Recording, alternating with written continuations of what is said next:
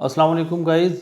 आज हम बात करने जा रहे हैं मिडिल ईस्ट में हुए बहुत ही इम्पोर्टेंट घटनाक्रम के बारे में, जिसमें 3 देश शामिल हैं। आप लोगों ने सुन लिया होगा अब तक कि पाकिस्तान, सऊदी अरब और तुर्की ने एक डिफेंस मुआहिदा तय किया है। एक डिफेंस मुआहिदे पर मक्का के अंदर साइन हुए हैं, जिसमें पाकिस्तान के प्रधानमंत्री शहबाज शरीफ और तुर्की के राष्ट्रपति रजब तैयब एर्दोगान और सऊदी क्राउन प्रिंस और वहाँ के प्रधानमंत्री मोहम्मद बिन सलमान मौजूद थे। इस मुआहिदे को नाम दिया गया है मक्का एग्रीमेंट। हालांकि कुछ थिंक टैंक इसको इस्लामिक नाटो या फिर सुन्नी अलायंस के नाम से भी बात कर रहे हैं इस मुद्दे पर, लेकिन इसका एक्चुअल नाम जो है वो है मक्का एग्रीमेंट, मक्का डिफेंस एग्रीमेंट। इसमें 3 बड़े ही अहम देश हैं, सऊदी अरब, पाकिस्तान और तुर्की। इसके बहुत सारे कॉन्सिक्वेंसेस, बहुत सारे इसके परिणाम आगे निकल के आएंगे और इस पर दुनिया भर की निगाह है, क्योंकि डोनाल्ड ट्रंप ने भी इस मुआहिदे का स्वागत किया है। हालांकि बहुत से देश इस मुआहिदे को लेकर कंफ्यूज भी हैं कि किस तरह से तुर्की और सऊदी अरब इस मुआहिदे में आगे कंटिन्यू कर पाएंगे, क्योंकि तुर्की और सऊदी अरब के अंदर ऑलरेडी ही मुस्लिम उम्मा की, खास करके जो सुन्नी मुस्लिम उम्मा है, उसका लीडर बनने की दौड़ पहले ही चल रही है। तो आज हम बहुत सारे पहलू पर बात करेंगे। इसमें हम तुर्की का भी स्टांस समझेंगे कि तुर्की को इसमें क्या फ़ायदा क्या नुकसान होगा। वहीं पाकिस्तान की भी बात करेंगे और सऊदी अरब की भी बात करेंगे।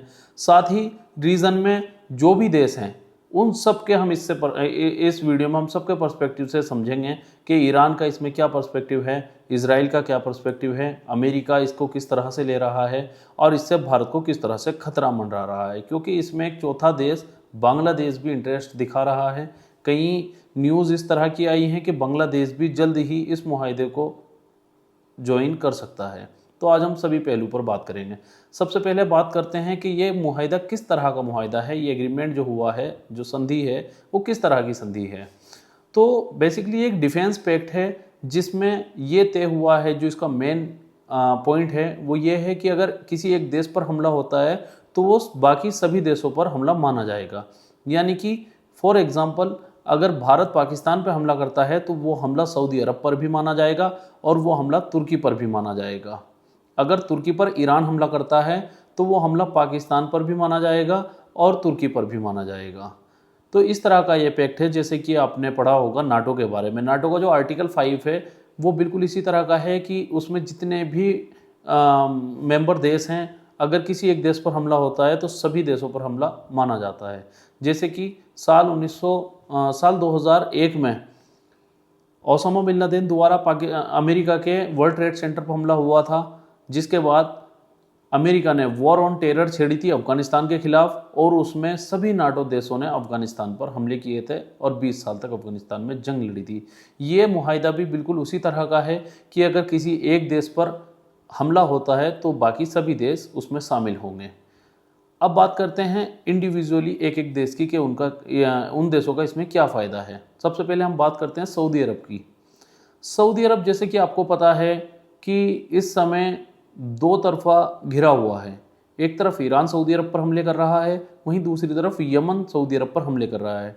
यमन में जो सना राजधानी का रीजन है उस पर हाउती रेबल्स का कब्जा है और हाउती रेबल्स लगातार सऊदी अरब की रिफाइनरीज पर हमला करते आ रहे हैं, जिस कारण से सऊदी अरब काफ़ी टेंशन में नज़र आता है। दूसरी तरफ हाल ही में इसराइल और अमेरिका वर्सेस ईरान जो जंग अभी हमने देखी है हाल ही में, उसमें भी ईरान ने अमेरिका पे डायरेक्ट हमले ना करके बाकी मिडिल ईस्टर्न कंट्रीज़ में हमले किए हैं, जैसे कि सऊदी अरब, कतर, कुवैत, बहरीन, यूएई, सभी देशों पर हमले किए हैं। तो उसमें भी अमेरिका ने कोई अहम रोल नहीं निभाया। किसी भी तरह से अमेरिका ने सऊदी अरब का बचाव नहीं किया। हालांकि रियाद में सऊदी अरब के एयर बेसेस मौजूद हैं, वहाँ पे अमेरिका का एक बहुत अहम मिलिट्री अड्डा बना हुआ है, लेकिन इसके बावजूद भी सऊदी अरब की अमेरिका किसी भी तरह से रक्षा नहीं कर पाया, जिससे सऊदी के क्राउन प्रिंस मोहम्मद बिन सलमान बहुत डिसअपॉइंटेड नज़र आ रहे हैं और उनको लगता है कि अमेरिका के भरोसे रह के हम बेहतर फ्यूचर की उम्मीद नहीं कर सकते, क्योंकि इसका एक दूसरा पहलू ये भी है, सऊदी का ही neighbour country UAE, United Arab Emirates पर सऊदी ईरान ने जब से हमले किए हैं वहाँ से ज़्यादातर टूरिस्ट को जाना पड़ा, ज़्यादातर बिजनेसमैन को यूएई खाली करनी पड़ी और उसमें यूएई हर तरह से फेल नज़र आया। किसी भी तरह से यूएई कुछ नहीं कर पाया। अमेरिका के सारे सैन्य उपकरण वहाँ पर धरे के धरे रह गए। किसी भी तरह से अमेरिकी डिफेंस सिस्टम ने यूएई की मदद नहीं की और ईरानियन मिसाइलें लगातार अबू धाबी और दुबई पर गिरती रही। तो इन सब चीज़ों को देखते हुए सऊदी अरब अपनी रीजनल पावर को मेंटेन करने के लिए, अपनी सिक्योरिटी को मेंटेन करने के लिए एक नया ग्रुप बना रहा है, जो कि उसने सऊदी अरब और पाकिस्तान और तुर्की के साथ बनाया है, जिसको नाम दिया है मक्का एग्रीमेंट। इसमें सऊदी अरब एक धार्मिक टच भी देना चाहता है, एक रिलीजियस टच भी देना चाहता है। इसीलिए सऊदी अरब ने इस मुआहदे को मक्का के अंदर बैठ के किया है और इसका नाम रखा है मक्का एग्रीमेंट, क्योंकि कुछ लोग इसे इस्लामिक नेटो की तरह देख रहे हैं और जो वर्ल्ड अफेयर्स के जानकार हैं उनको लगता है कि और भी मुस्लिम कंट्रीज़ इसमें ज्वाइन हो सकती हैं। जैसे कि अभी कुछ नाम सामने आए थे, ओमान का इसमें नाम आया था, इसके अलावा मिस्र का भी नाम इसमें आया था कि मिस्र भी शायद इस अलायंस को ज्वाइन कर सकता है और कुछ का कहना है कि ईरान भी इसको ज्वाइन कर सकता है, जिसकी पॉसिबिलिटी बहुत कम है क्योंकि सऊदी अरब और ईरान एक दूसरे के दुश्मन मुल्क हैं और ईरान का इस ग्रुप में शामिल होना एक बड़ा ही मुश्किल टास्क होगा। हाँ, बांग्लादेश इसमें शामिल हो सकता है क्योंकि बांग्लादेश के सऊदी अरब के साथ भी अच्छे संबंध हैं। पाकिस्तान के साथ तो बीएनपी की सरकार आने के बाद संबंधों में बहुत बेहतरी दिखी है और तुर्की के साथ भी बांग्लादेश के संबंध काफ़ी अच्छे हैं। जब रोहिंग्या क्राइसिस बांग्लादेश के अंदर हुआ था तब से तुर्की ने बांग्लादेश की मदद की थी और बांग्लादेश के संबंध तुर्की के साथ अच्छे हैं। दूसरी चीज़, इसमें एक अहम पार्टनर है चाइना। चाइना डायरेक्टली इसमें इन्वॉल्व नहीं है, लेकिन ज़्यादातर पाकिस्तान जो भी करता है उसके पीछे चाइना की रणनीति ज़रूर होती है और चाइना और बांग्लादेश के भी अच्छे संबंध चल रहे हैं। तो बांग्लादेश हो सकता है नियर फ्यूचर इस अलायंस को ज्वाइन करें। लेकिन बांग्लादेश और पाकिस्तान ने अगर इस अलायंस को ज्वाइन कर लेते हैं, पाकिस्तान तो ऑलरेडी कर चुका है, अगर बांग्लादेश भी इस अलायंस को ज्वाइन कर लेता है तो भारत की चिंताएं बहुत बढ़ जाएंगी क्योंकि पाकिस्तान पे अगर हमला भारत करेगा तो उस केस में बांग्लादेश पाकिस्तान का साथ देगा। बांग्लादेश की मजबूरी बन जाएगी, जिसके चलते भारत को ना सिर्फ पाकिस्तान बॉर्डर पर अपनी मिलिट्री लगानी पड़ेगी बल्कि बांग्लादेश के बॉर्डर पे भी पूरी सिक्योरिटी के इंतज़ाम करने पड़ेंगे। और आपको पता होगा कि भारत सबसे लंबा बॉर्डर बांग्लादेश के साथ ही शेयर करता है। लगभग 4200 किलोमीटर का बॉर्डर भारत बांग्लादेश के साथ शेयर करता है, जिस कारण से हमारी मिलिट्री का एक बहुत बड़ा हिस्सा बांग्लादेश की सीमा पर पहुंच जाएगा। इसके अलावा अगर पाकिस्तान या बांग्लादेश से जंग ना भी हो तो हमारे पास एक साइकोलॉजिकल प्रेशर हमारे ऊपर रहेगा हमेशा, क्योंकि बे ऑफ बंगाल में बांग्लादेश एक प्लेयर हो सकता है जिसकी सपोर्ट से तुर्की, पाकिस्तान और सऊदी अरब के जहाज़ वहाँ पर मिलिट्री ड्रिल्स कर सकते हैं और बे ऑफ बंगाल में हम भारत की चिंताएं बढ़ा सकते हैं। दूसरी तरफ कराची पोर्ट के आसपास यानी अरेबियन सी में पाकिस्तान, सऊदी अरेबिया, तुर्की और बांग्लादेश की सेनाएं ड्रिल कर सकती हैं, जिसका सीधा असर भारत पर पड़ेगा। और भी कई इस तरह के साइकोलॉजिकल प्रेशर भारत पर पड़ सकते हैं। वहीं पाकिस्तान का इसमें सबसे बड़ा फ़ायदा ये है कि पाकिस्तान के पास परमाणु हथियार हैं और सऊदी अरब के पास बहुत सारा पैसा है और तुर्की के पास एक बड़ी डिफेंस इंडस्ट्री है। तुर्की ने इतने शानदार और जदीद टेक्नोलॉजी के ड्रोन्स तैयार किए हैं कि जिनका कोई दूसरा सानी इस समय नहीं मिल रहा है।